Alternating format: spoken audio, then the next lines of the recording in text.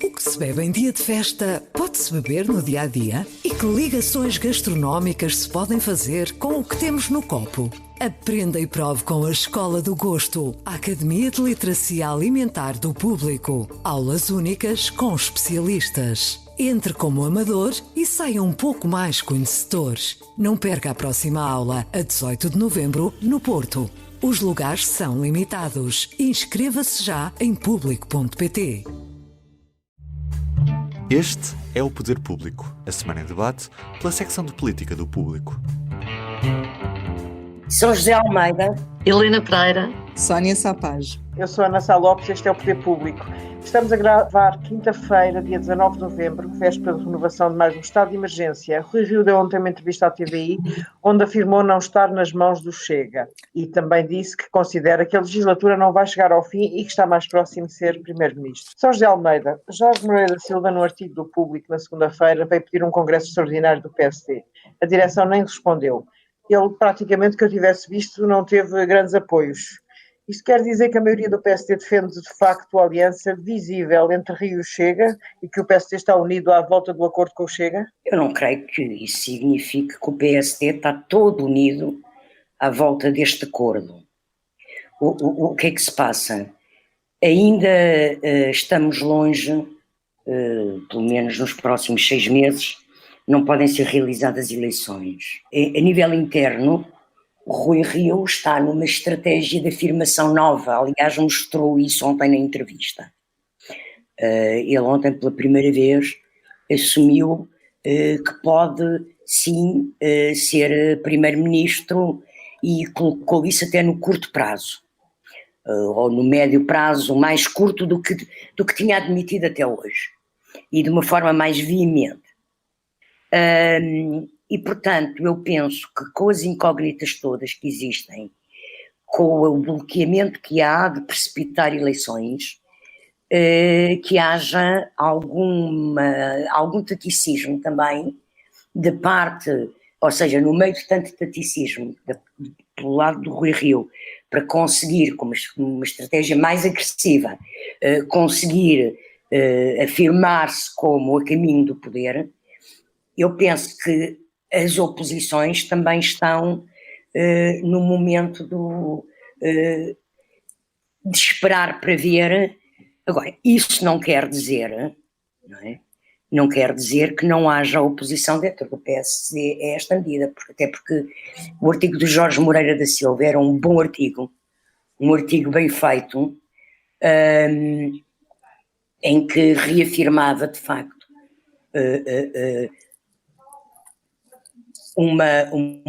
os princípios programáticos e da ação política e a estratégia política histórica do PSD e, portanto, eu acredito que haja muitos dirigentes que se revejam naquilo, mesmo que possam não achar que não vale a pena ir para Congresso agora, que se revejam nas posições de Moreira da Silva e que não estejam agradados com este acordo com o Chega, não é?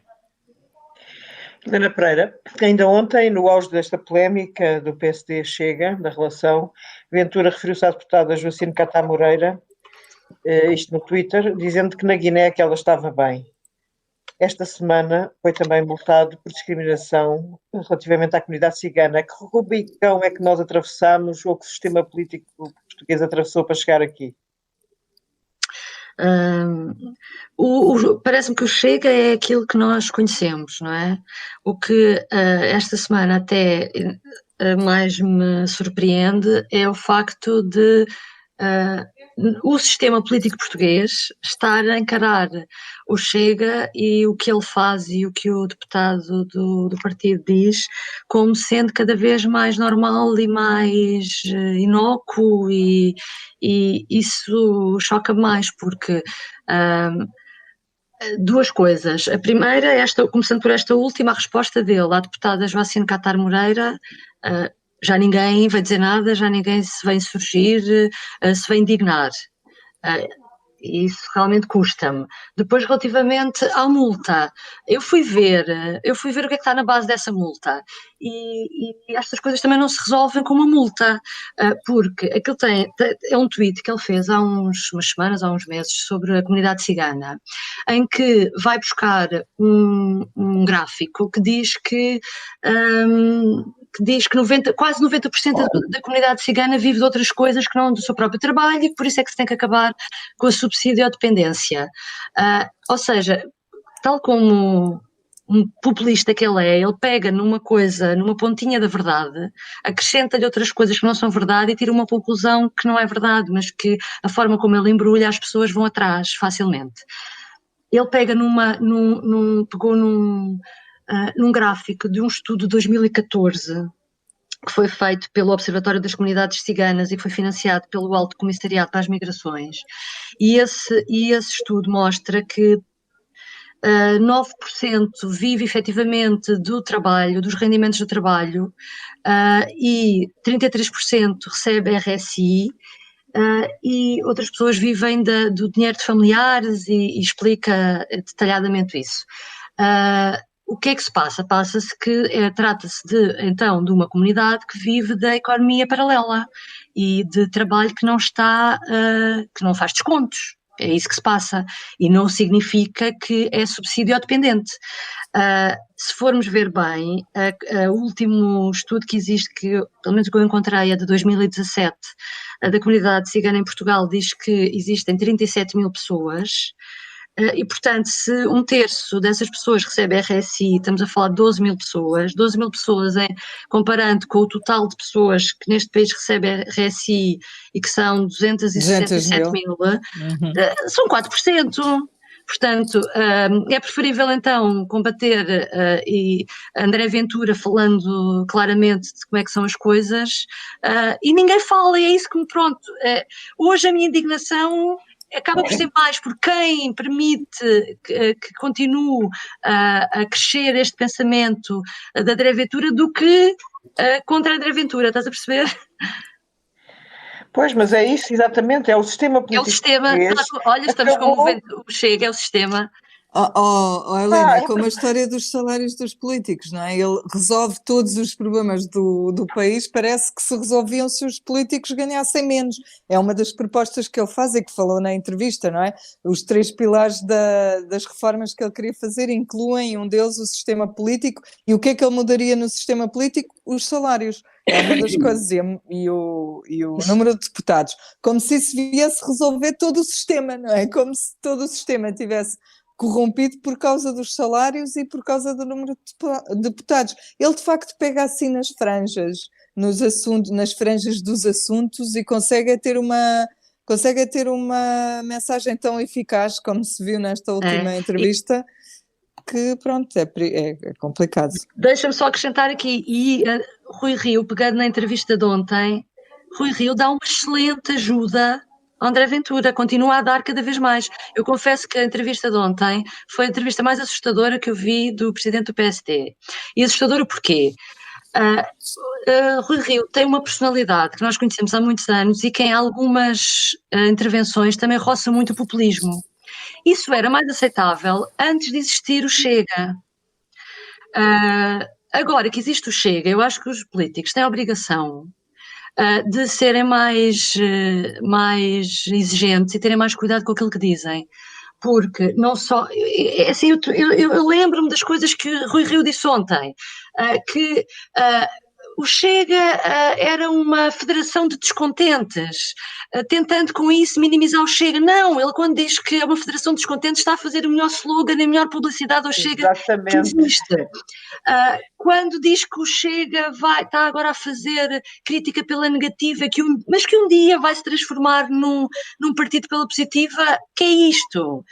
E principalmente, o que me chocou mais de tudo isso é quando ele conta a história de Rabo de Peixe, que foi a Rabo de Peixe, onde há pessoas, mestres de embarcações que não têm tripulação, que não têm pescadores, que querem ficar em casa a receber subsídios do que trabalhar. Por amor de Deus, nem, sei lá, não sei se o André Ventura já disse isto assim desta maneira alguma vez. Acho que não. Pois, também não me recordo. Portanto, a única palavra que eu tenho aqui foi assustador. Sónia, achaste também que foi assustador, como diz a Helena, a entrevista do Rui Rio?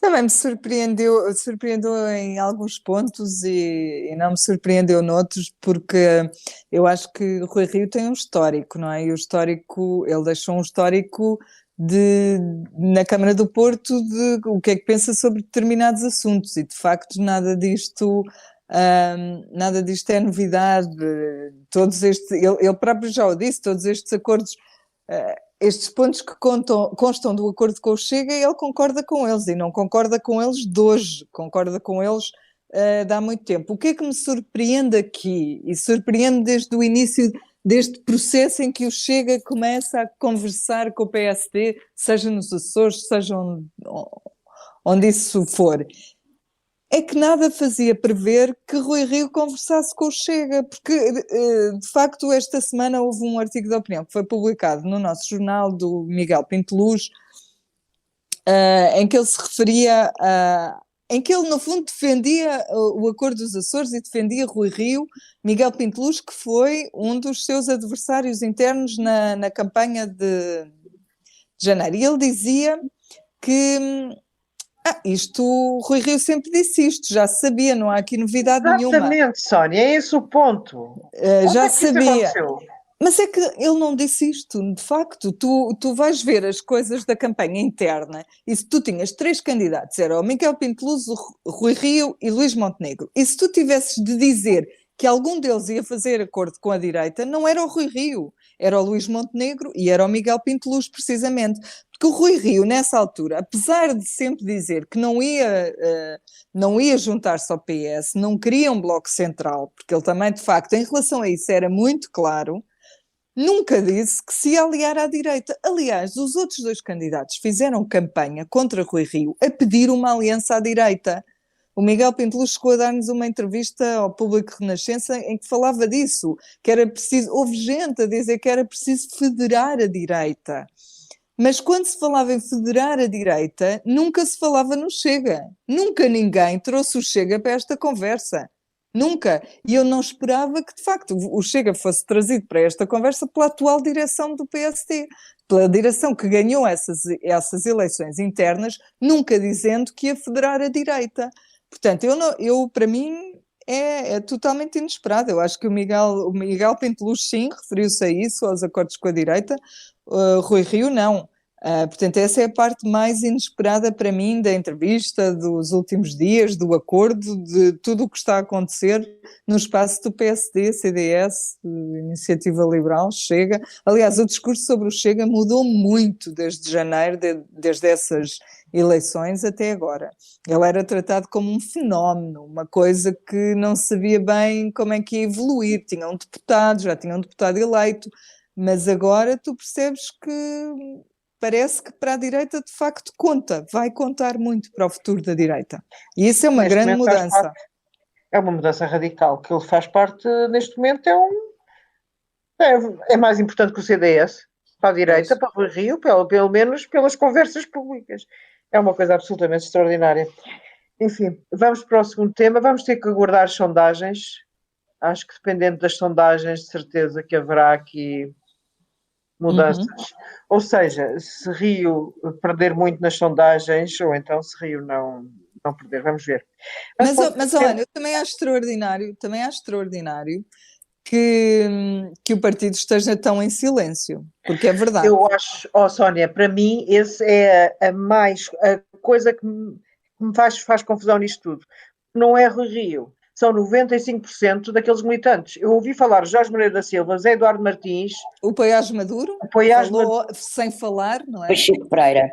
Pacheco Pereira. Claro, Pacheco Pereira, sem dúvida. Mas de militantes no ativo, naquilo que a gente pode dizer, onde é que eles estão? Ou futuros candidatos à liderança do PSD, nenhum dos futuros candidatos, ou que a gente acha que poderão vir a ser candidatos à liderança do PSD, criticou isto. E eu acho que isso acontece porque eles como a Sónia disse, o Pinteluz disse aquela coisa que ninguém cabe na cabeça de ninguém. Cheira um bocadinho a poder. O PSD, com esta vitória nos Açores, conseguiu provar um bocadinho do poder que não provava já há alguns anos, não é? Pelo menos há 5 anos. E o poder enlouquece, certo? E este cheiro é inebriante, Ao ponto de uma pessoa ficar maluca. Pronto, isto aqui já são umas certas considerações, peço desculpa. Marcelo Rebelo de Sousa recebeu esta semana os partidos sobre o novo estado de emergência e sobre o orçamento de Estado. O PCP vai realizar o seu congresso, apesar das críticas do PSD. São José Almeida, os números das infecções continuam elevadíssimos e é natural a renovação do estado de emergência. O governo já disse que faria as medidas concretas no sábado. A acreditar no deputado dos Verdes, haverá conselhos que saem da lista negra e que escapam ao recolher obrigatório no fim de semana de 28 de novembro. Eu não estou a perceber muito bem como é que isto se vai realizar.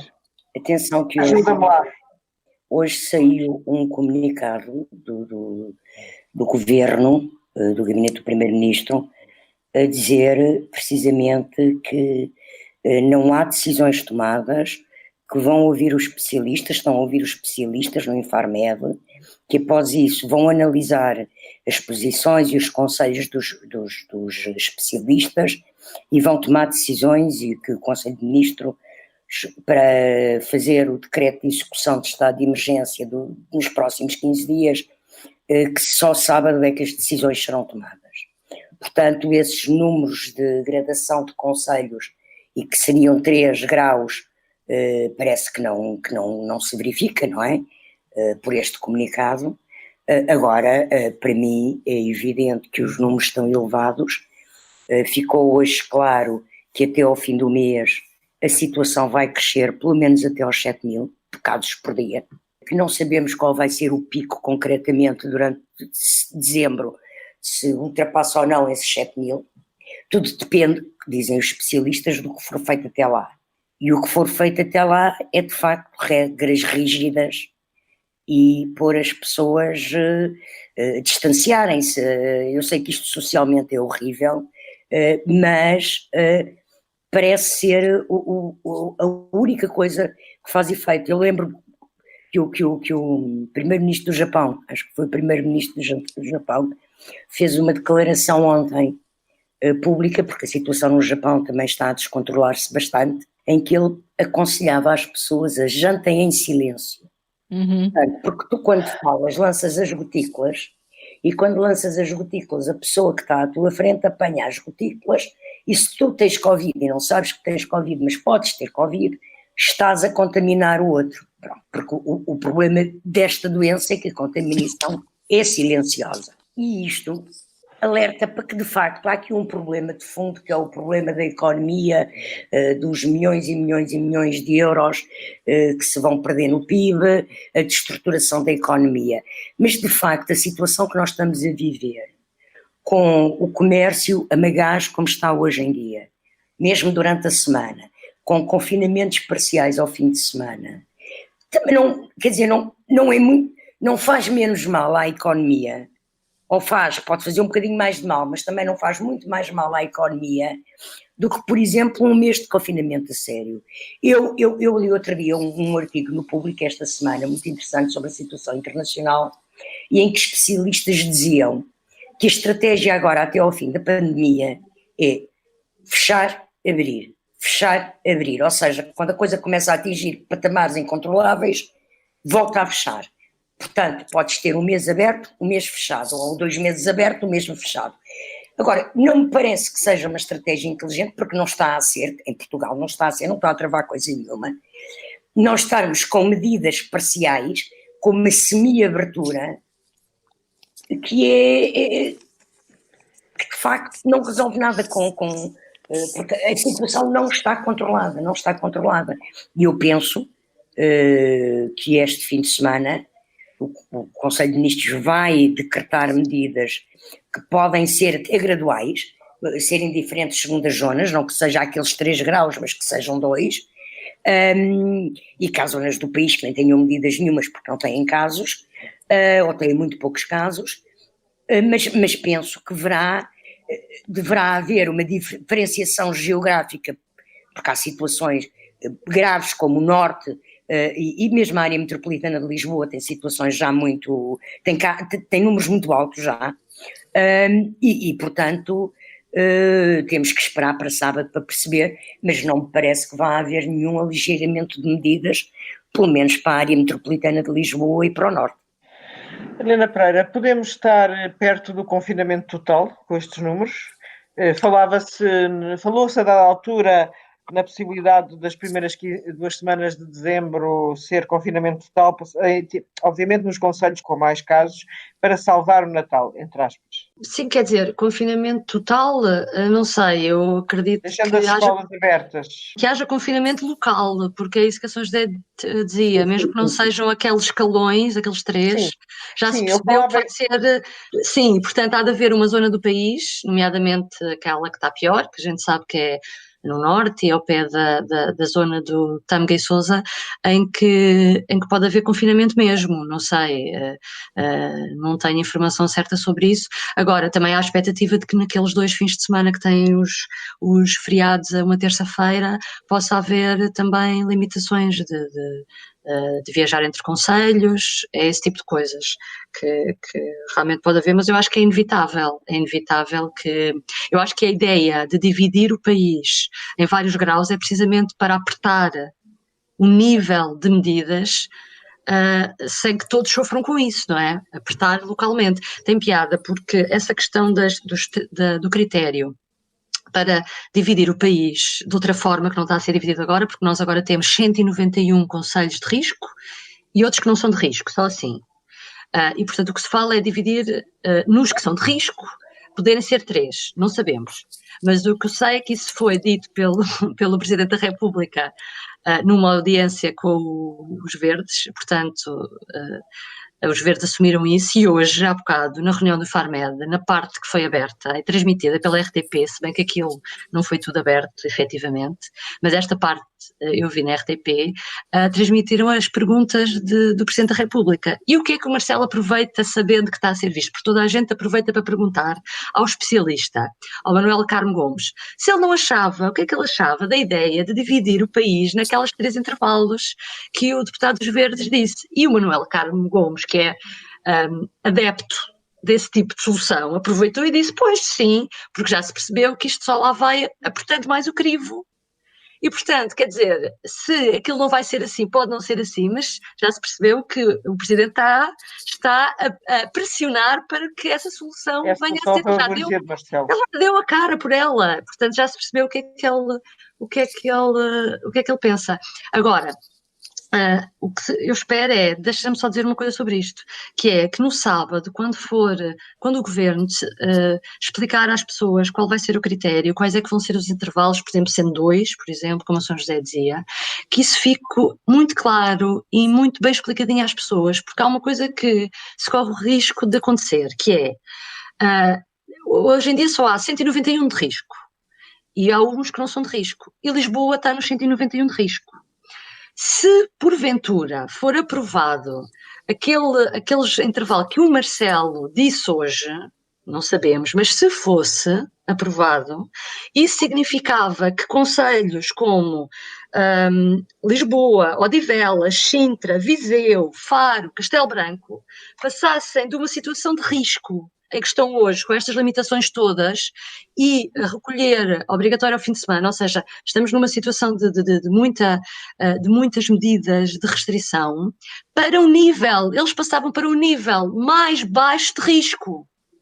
Ou seja, ias dizer que domingo à noite estavas, então nós que estamos em Lisboa, no de maior risco, e de repente de domingo para segunda passávamos para um nível mais baixo. Portanto, é preciso ter cuidado na forma como agora se vai dividir realmente o país, mas acima de tudo explicar isso às pessoas, porque senão depois vai haver alguém que vem dizer, então mas isto é uma palhaçada, então mas eu ontem era de risco e eu já não sou, e as pessoas depois não vão perceber e vai-se gerar aqui uma confusão, portanto eu espero, mas atenção, eu estou a dizer isto, mas acho que tem que ser, acho perfeitamente normal que se vá por aí, acho bem. Agora, que isto seja explicado com esta toda, que não seja ignorada esta dificuldade e que isso seja explicado de uma forma transparente, para não parecer que depois isto é desconstruído e as pessoas brincam com isto e não levam a sério. Isso é que não se pode correr o risco disso acontecer. Sónia, o PSD está muito crítico da realização do Congresso do PCP, no dia fim de semana de 28 de novembro.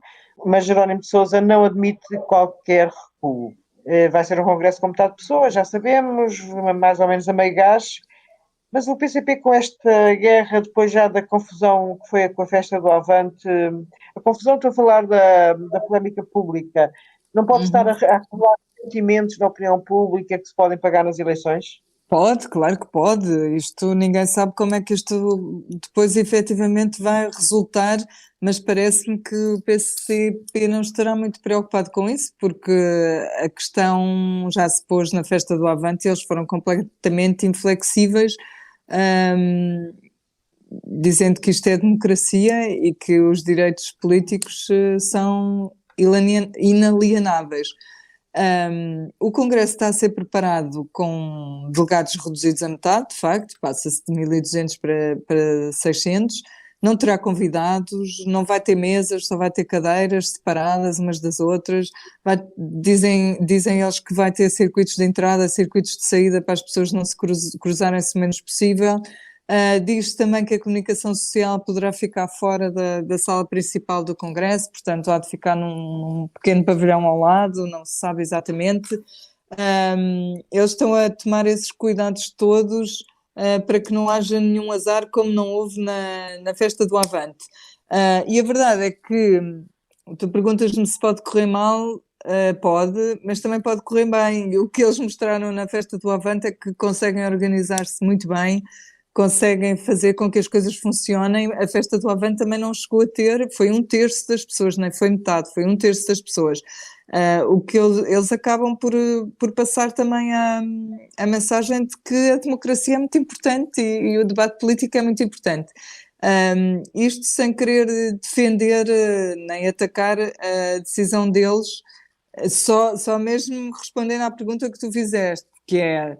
Sim, há uma série de gente que vai ficar aborrecida, que eu não penso que seja o eleitorado do PCP e que os pode penalizar nas urnas, mas a outra parte vai ficar contente porque eles são imbatíveis ao nível da organização, porque de facto nunca se conheceu até hoje nenhum surto que tenha saído da festa do Avante e eles têm isso em seu benefício.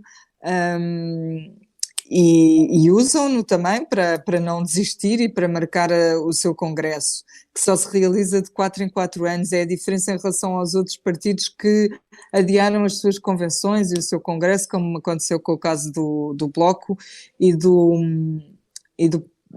PS, não foi? O PS também adiou o congresso, apesar das presidenciais. Apesar de tudo, e sendo um congresso em que nós já sabemos que não vai haver mudança de liderança, pronto, para uma pessoa normal acaba por ser um bocadinho incompreensível que não cedam, que seja sempre o governo a ceder ao PCP, porque é essa a mensagem que passa, e nesse sentido eu acho que isto acaba por prejudicar mais às vezes o próprio governo do que o PCP, porque a ideia que dá é que o governo faz, e é um bocadinho o discurso que o PST aproveita para formar e para ir reforçando, que é que o governo faz tudo ao PCP, que o governo dá tudo ao PCP em troca de um voto ao Orçamento de Estado. Nesse contexto é importante os calendários, e é assim, o Orçamento de Estado é votado na véspera do início do Congresso do PCP. Daí ser muito importante perceber que medidas é que vão sair para a área metropolitana de Lisboa, onde se realiza o Congresso do PCP, nesse fim de semana. Embora seja preciso dizer que, por lei, mesmo que haja confinamento total na área metropolitana de Lisboa e no país inteiro, por lei, as atividades estatutárias dos partidos, os eventos estatutários, que é o caso de um congresso, está previsto nos estatutos a realização dos congressos, podem realizar-se e não podem ser proibidos. É como claro, as eleições. A lei é clara. Não nos passaria pela cabeça que as eleições fossem adiadas, não é? Que as presidenciais fossem adiadas. É assim, o governo não pode proibir o PCP de fazer o congresso. Agora, é lógico que a leitura pública que vai ser feita da realização do Congresso, cruzado com aligeirar de medidas ou não aligeirar de medidas, será sempre prejudicial para o governo. E cruzado com as votações do orçamento, mesmo que as duas coisas, como a São José explicou, não tenham nada a ver, não é? Que não seja propriamente o governo a dar uma borla ao PCP, mas é esse o discurso que a direita e o PSD tem vai explorar. É a percepção da população, e em política o que parece esta frase pronto, é básica, mas é básica na política, é assim, a percepção que as pessoas têm é aquilo que elas acreditam. E em política o que parece e portanto a ideia que vai ficar que é o governo a dar uma borla ao PCP, pronto, por causa do orçamento de Estado.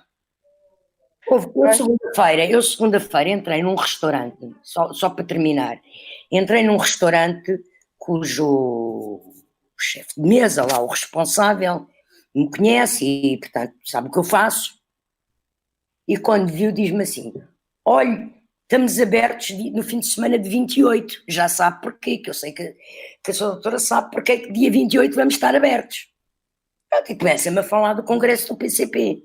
Portanto, a percepção das pessoas, dos próprios restaurantes aqui na zona de Lisboa... É que este fim de semana vai ser uma alegria. Este fim de semana vai ser uma alegria, porque como há congresso do PCP vai estar tudo aberto. Pronto. Pois nem é real, porque pode estar tudo fechado e, por lei, o congresso do PCP pode realizar-se. Não é? É uma coisa complicada, a percepção. É verdade. A percepção das pessoas... A percepção é falsa. Não, mas é o que forma a convicção das pessoas, é essa percepção.